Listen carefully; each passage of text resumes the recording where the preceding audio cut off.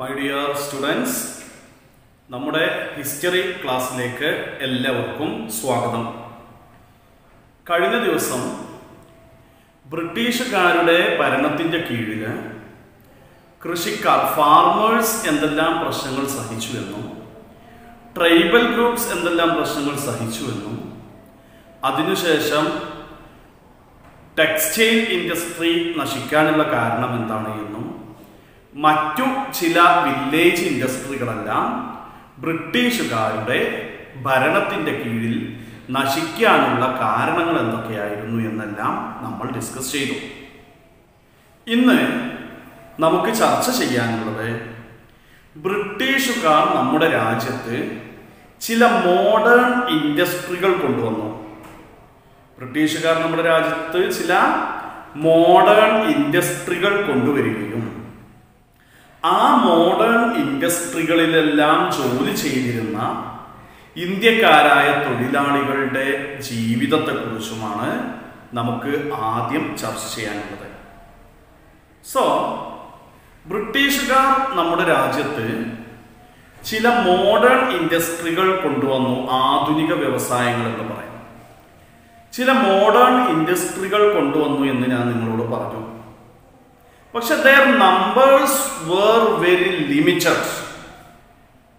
But their numbers were limited. പക്ഷെ അവയുടെ എല്ലാം എണ്ണം എന്ന് പറയുന്നത് വളരെ ലിമിറ്റഡ് ആയിരുന്നു. അതായത് കുറച്ചെണ്ണങ്ങളാണ് ഉണ്ടായിരുന്നത്. And first they introduced plantation in our country. ബ്രിട്ടീഷുകാർ ആദ്യമായിട്ട് നമ്മുടെ രാജ്യത്ത് തുടങ്ങിയ ആ ഒരു ഇൻഡസ്ട്രി എന്ന് പറയുന്നത്,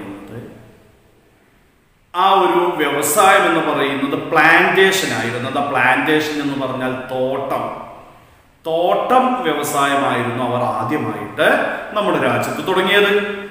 later industries like jute, paper, steel, cotton etcetera established in our country. പിന്നീട് അവർ ആദ്യം പ്ലാന്റേഷൻ ഇൻഡസ്ട്രി തുടങ്ങി, പിന്നീട് കോട്ടൺ ഇൻഡസ്ട്രി തുടങ്ങി, ജൂട്ട് തുടങ്ങി, അതേപോലെ തന്നെ സ്റ്റീൽ ഇൻഡസ്ട്രി തുടങ്ങി, പേപ്പർ ഇൻഡസ്ട്രി ഒക്കെ നമ്മുടെ രാജ്യത്ത് തുടങ്ങി. സ്വാഭാവികമായിട്ടും ഒരു ഇൻഡസ്ട്രി ഒക്കെ തുടങ്ങുമ്പോൾ ഒരുപാട് ആളുകൾക്ക് തൊഴിൽ കിട്ടുമെന്നൊക്കെ നമ്മൾ പഠിച്ചിട്ടുണ്ട്. പക്ഷെ ഇവരുടെ ഭരണകാലത്ത്, ബ്രിട്ടീഷുകാരുടെ ഭരണകാലത്ത്, the condition of the workers in those industries were very pathetic. ആ ഇൻഡസ്ട്രികളിലെല്ലാം ജോലി ചെയ്തിരുന്ന തൊഴിലാളികളുടെ അവസ്ഥ എന്ന് പറയുന്നത് വളരെ ബുദ്ധിമുട്ടിലായിരുന്നു. വളരെ മോശപ്പെട്ട അവസ്ഥയാണ് അവരുണ്ടായിരുന്നത്. ആ തൊഴിലാളികൾ അനുഭവിച്ചിരുന്ന പ്രശ്നങ്ങൾ എന്ന് പറയുന്നത് നമ്മളത് പഠിക്കേണ്ടതുണ്ട്.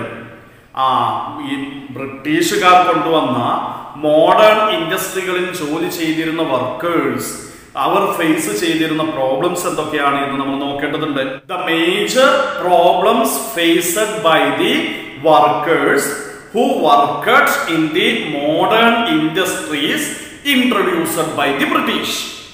ബ്രിട്ടീഷുകാർ കൊണ്ടുവന്ന മോഡേൺ ഇൻഡസ്ട്രികളിൽ ജോലി ചെയ്തിരുന്ന വർക്കേഴ്സ് അനുഭവിച്ചിരുന്ന പ്രധാനപ്പെട്ട പ്രശ്നങ്ങൾ എന്തൊക്കെയായിരുന്നു എന്ന് ചോദിച്ചാൽ, ഒന്നാമത്തേത് പ്രൊലോങ്ഡ് വർക്കിംഗ് അവേഴ്സ് ആയിരുന്നു.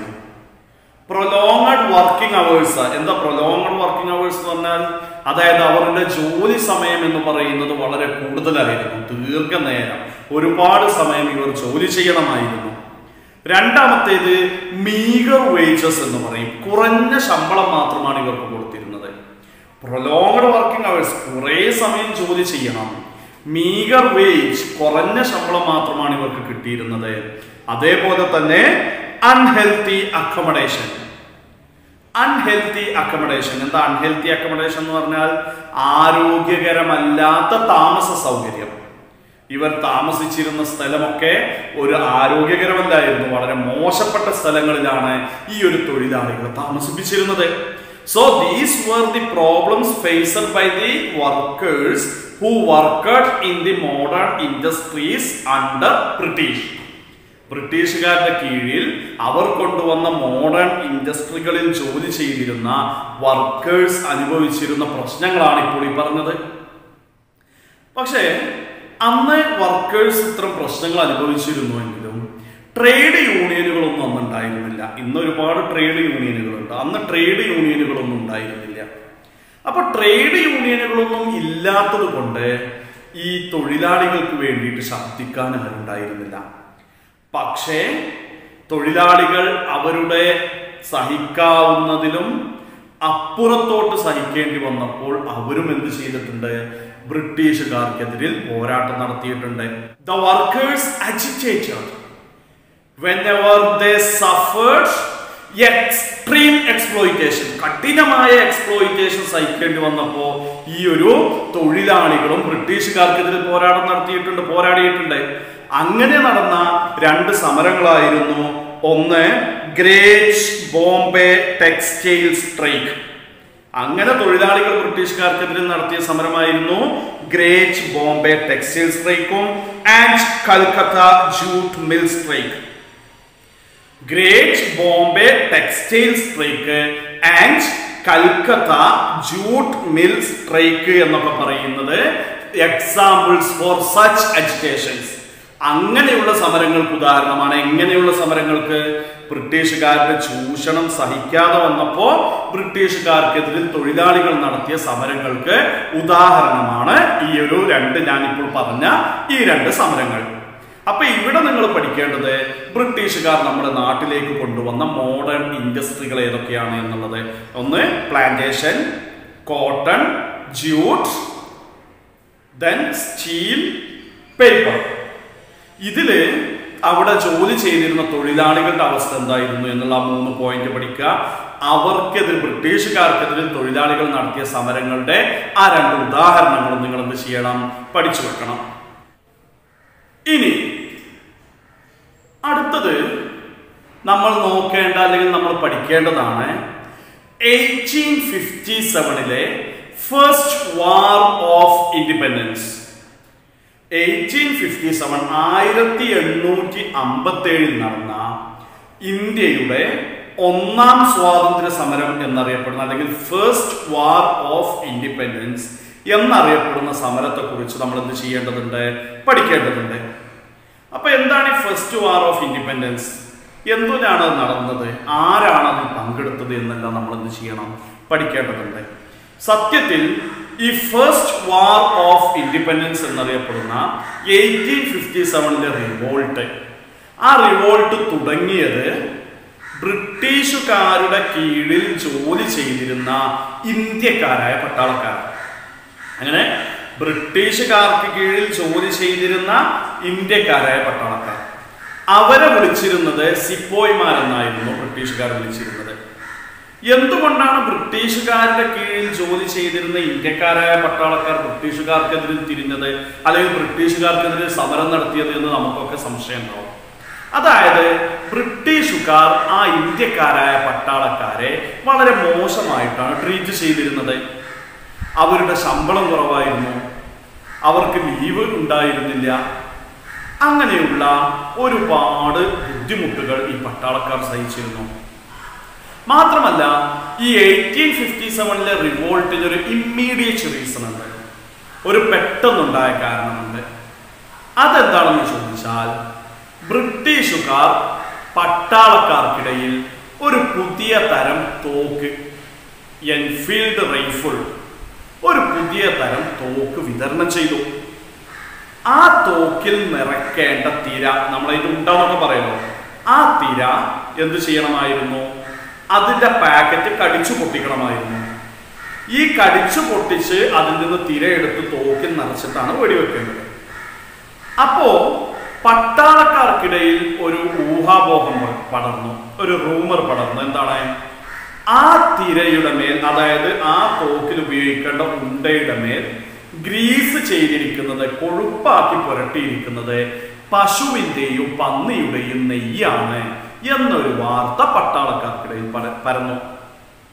നമുക്കറിയാം, പശു എന്ന് പറയുന്ന മൃഗം ഹൈന്ദവ മതവിശ്വാസികൾക്ക് അതൊരു പുണ്യമൃഗമാണ്. അതുകൊണ്ട് അതിന്റെ മാംസവും ആ രൂപത്തിൽ ഉപയോഗിക്കുന്നതിൽ അവർക്ക് പല നിയന്ത്രണങ്ങളുണ്ട്. അതേപോലെ തന്നെ പന്നി എന്ന് പറയുന്ന മൃഗവുമായി ബന്ധപ്പെട്ട് ഇസ്ലാം മതവിശ്വാസികൾക്കും ചില നിയന്ത്രണങ്ങളുണ്ട്, അതിന്റെ മാംസം ഉപയോഗിക്കുന്നതിലും മറ്റുമൊക്കെ. സ്വാഭാവികമായിട്ടും പശുവിന്റെയും പന്നിയുടെയും നെയ്യാണ് അതിൽ പുരട്ടിയിരിക്കുന്നത് എന്നറിഞ്ഞപ്പോ ഹിന്ദു മുസ്ലിം പട്ടാളക്കാരുടെ മതപരമായ വികാരത്തെ വ്രണപ്പെടുത്തി. ബംഗാളിലെ ബാരക്പൂർ എന്ന് പറയുന്ന സ്ഥലത്തെ മംഗൾ പാണ്ഡെ എന്നു പേരുള്ള ഒരു പട്ടാളക്കാരനുണ്ടായിരുന്നു. ആരായിരുന്നു? മംഗൾ പാണ്ഡെ. മംഗൾ പാണ്ഡെയോട് ഈ അദ്ദേഹത്തിന്റെ ഉയർന്ന ഉദ്യോഗസ്ഥൻ ഈ ഒരു കാട്രിഡ്ജ് ഉപയോഗിക്കാം, കാട്രിഡ്ജ് എന്ന് പറയുന്ന തിരക്ക് ഉപയോഗിക്കാൻ വേണ്ടി പറഞ്ഞു. പക്ഷേ അദ്ദേഹം അത് ഉപയോഗിച്ചില്ല. അതിന്റെ പേരിൽ തന്റെ ഉയർന്ന ഉദ്യോഗസ്ഥൻ മംഗൾ പാണ്ഡെയെ മർദ്ദിച്ചു. മംഗൾ പാണ്ഡെ ആ ഉദ്യോഗസ്ഥന്റെ നേരെ വെടിയുതിർത്തു. അതിന്റെ പേരിൽ മംഗൾ പാണ്ഡെയെ ബ്രിട്ടീഷുകാർ തൂക്കിക്കൊന്നു. ഇദ്ദേഹമാണ് 1857 റിവോൾട്ടിന്റെ ആദ്യത്തെ രക്തസാക്ഷി മംഗൾ പാണ്ഡെ.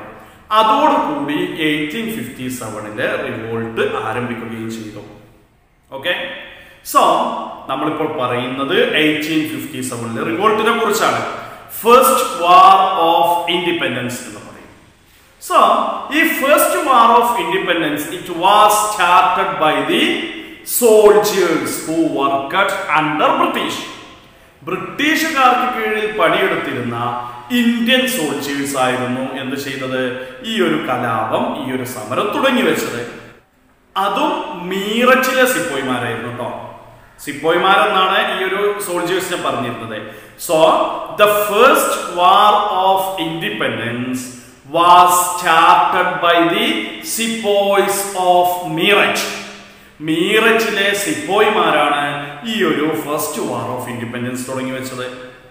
എന്നിട്ട് നമ്മൾ മനസ്സിലാക്കേണ്ടത് എന്തുകൊണ്ടാണ് സിപ്പോയിമാർ ബ്രിട്ടീഷുകാർക്കെതിരെ തിരിഞ്ഞത് എന്നാണ് അടുത്തത് നമ്മൾ ഇതുമായി ബന്ധപ്പെട്ട് മനസ്സിലാക്കേണ്ടത്.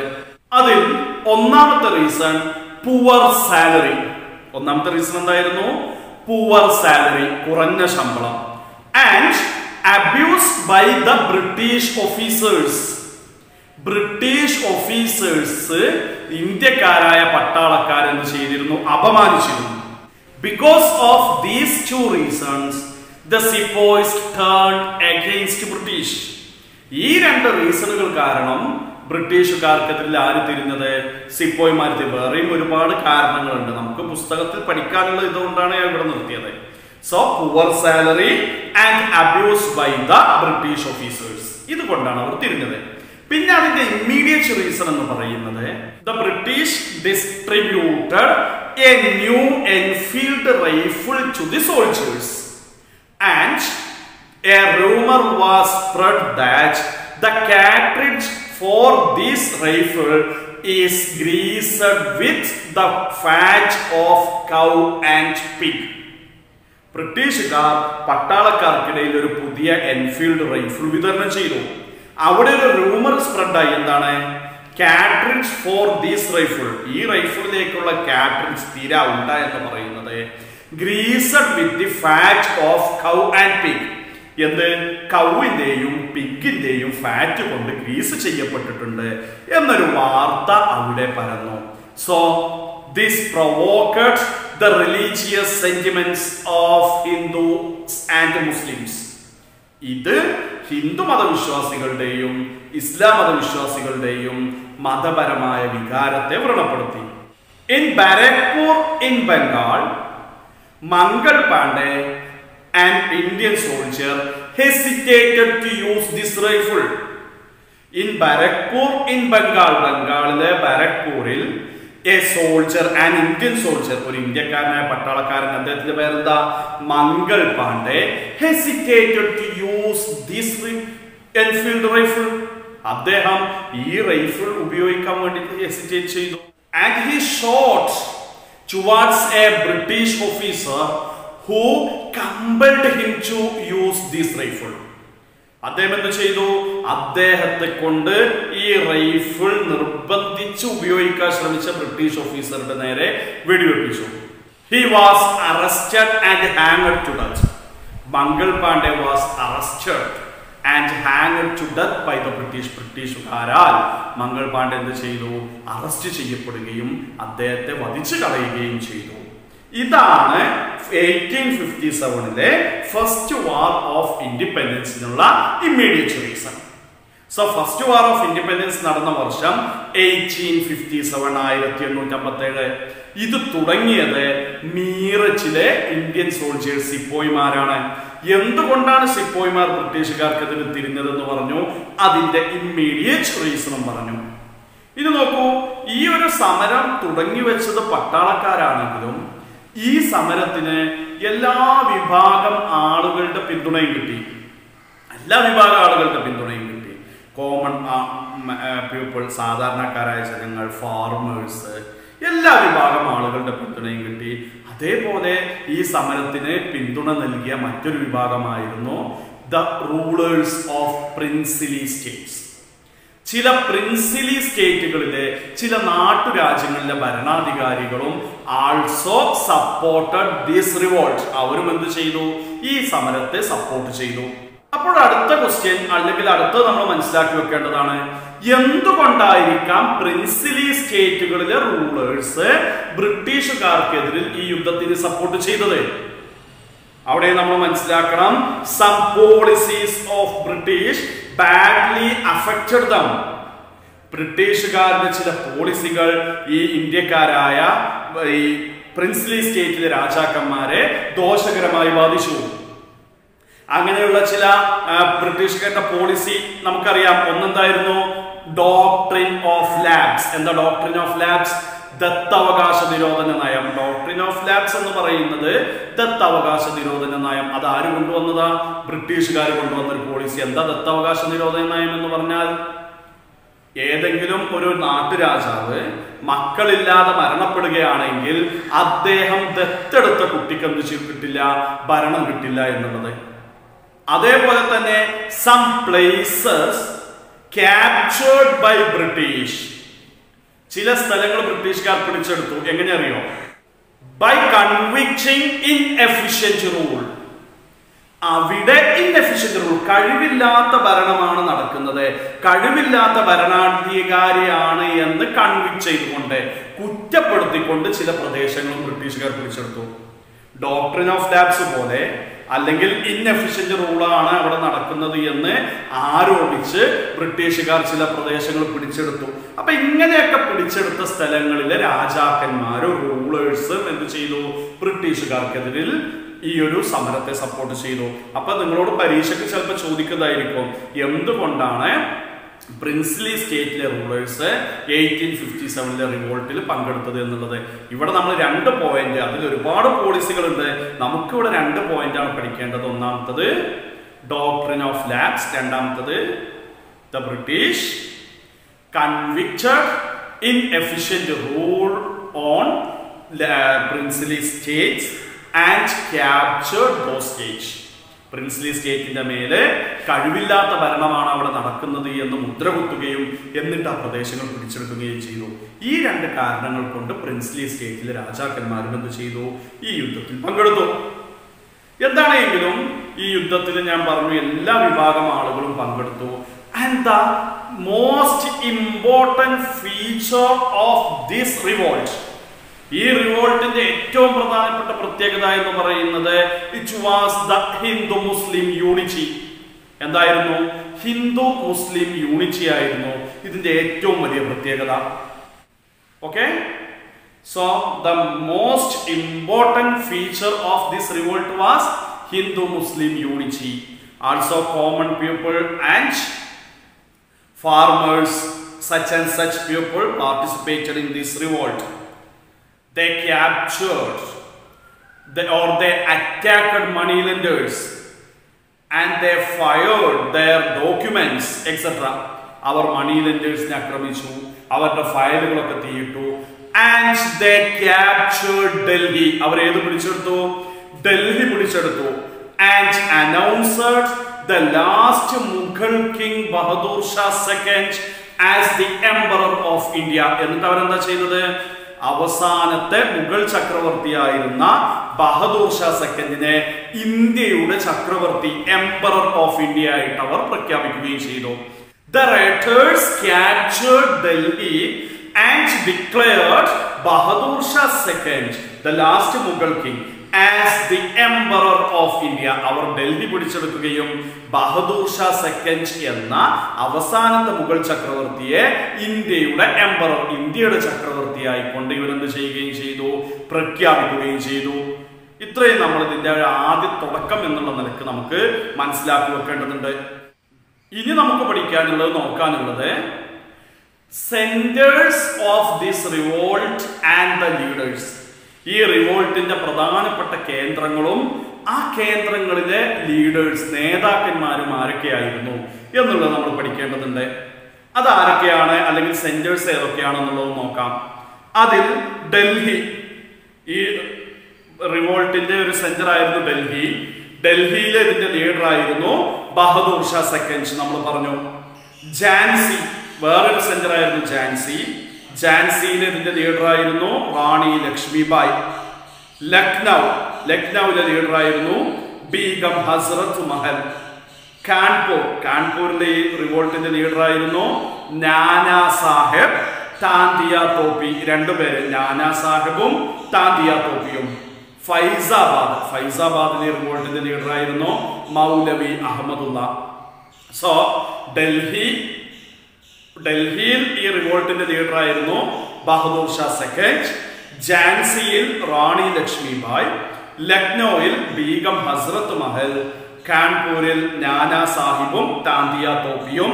ഫൈസാബാദിൽ മൗലവി അഹമ്മദുള്ളയും. സോ ഇത്രയും ആളുകളായിരുന്നു ആ ഓരോ സെന്റേഴ്സിലെ ലീഡേഴ്സ്.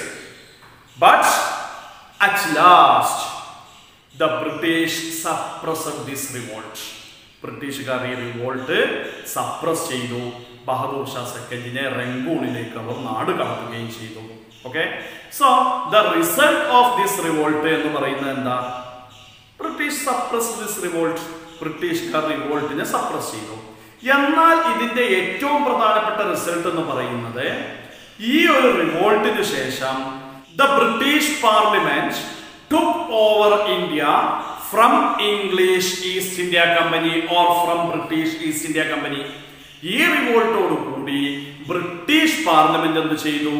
ഇംഗ്ലീഷ് ഈസ്റ്റ് ഇന്ത്യ കമ്പനിയിൽ നിന്ന്, അല്ലെങ്കിൽ ബ്രിട്ടീഷ് ഈസ്റ്റ് ഇന്ത്യ കമ്പനിയിൽ നിന്ന് ഇന്ത്യയുടെ ഭരണം നേരിട്ട് ഏറ്റെടുത്തു എന്നുള്ളതാണ് ഇതിന്റെ ഒരു പ്രധാനപ്പെട്ട റിസൾട്ട്. പക്ഷെ ബ്രിട്ടീഷ് ഈസ്റ്റ് ഇന്ത്യ കമ്പനി ഭരണം ഏറ്റെടുത്തു എന്നുള്ളത് കൊണ്ട് വലിയ മെച്ചമൊന്നും ഉണ്ടായില്ല. അവരുടെ ചൂഷണം തുടർന്നുകൊണ്ടേയിരുന്നു. അതിനുശേഷം ഒരുപാട് ക്ഷാമങ്ങളും മറ്റുമൊക്കെ ഉണ്ടായി. ഒരുപാട് ദുരിതത്തിലേക്ക് ആളുകൾ എത്തിപ്പെടുകയും ചെയ്തു. So the result of first war of independence എന്ന് പറയുന്നത് എന്താ? The British suppressed this revolt. ബ്രിട്ടീഷുകാർ റിവോൾട്ടിനെ അടിച്ചമർത്തി. And the British Parliament took over India from British East India Company. British parliament എന്ത് ചെയ്തു? ഇംഗ്ലീഷ് ഈസ്റ്റ് ഇന്ത്യ കമ്പനിയിൽ നിന്ന് ഇന്ത്യയുടെ അധികാരം പിടിച്ചെടുത്ത് ബ്രിട്ടീഷ് പാർലമെന്റിന്റെ നേരിട്ടുള്ള നോട്ടത്തിലെ ഇന്ത്യയുടെ അധികാരം മാറ്റി എന്നുള്ളതാണ് ഇതിന്റെ വേറെ ഒരു റിസൾട്ട് എന്ന് പറയുന്നത്. സോ ഇന്ന് നമ്മൾ ആകെ ഡിസ്കസ് ചെയ്തിട്ടുള്ളത് ഈ ഒരു ഫസ്റ്റ് വാർ ഓഫ് ഇൻഡിപെൻഡൻസിനെ കുറിച്ചും അതേപോലെ തന്നെ ബ്രിട്ടീഷുകാരുടെ ഭരണത്തിന്റെ കീഴിൽ ആ മോഡേൺ ഇൻഡസ്ട്രികളിൽ ജോലി ചെയ്തിരുന്ന ആളുകളുടെ അവസ്ഥയെക്കുറിച്ചുമാണ്. ഈ ഫസ്റ്റ് വാർ ഓഫ് ഇൻഡിപെൻഡൻസ് എന്ന് പറയുന്നത് വളരെ ഇമ്പോർട്ടൻ്റ് ആണ്. അത് നന്നായിട്ട് വായിച്ച് പഠിച്ച് മനസ്സിലാക്കുക തന്നെ വേണം. നമുക്ക് വീണ്ടും എന്ത് ചെയ്യാം? ബാക്കി ഭാഗവുമായി കൊണ്ട് അടുത്ത ദിവസം കാണാം.